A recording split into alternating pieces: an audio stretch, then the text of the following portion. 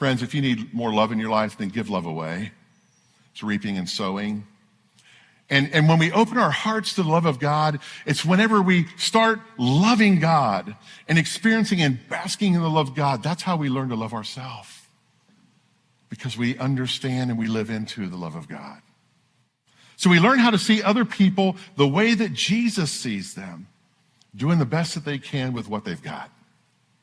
And through the eyes of Jesus, we're able to look at people around us, not who they actually are, but what they can be. You see, that's another role of the church, the ecclesia, the people of the church. We are to inspire one another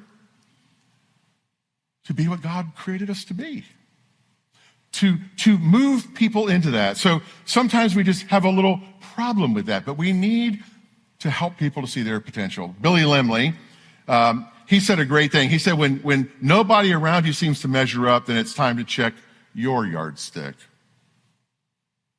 So let's check the yardstick of God as we look at this. 1 Thessalonians 5:11, Paul says, encourage each other, build each other up, just as you're already doing.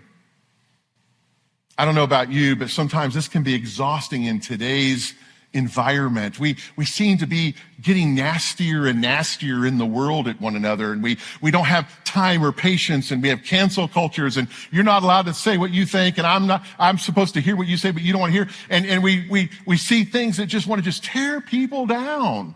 And we're kind of in this funky state of life right now where this just isn't it. We're not encouraging one another. But Paul says we're supposed to. He says, encourage one another and build each other up. And I love what he says, just as you're already doing. So church, how are we doing with that? How are we building others up? If we truly love each other, if we allow God to love others through us, then we're going to focus on others and help them succeed. Because it's not going to be about us. We'll be willing to put our eyes off of ourselves for a while and put our eyes onto someone else.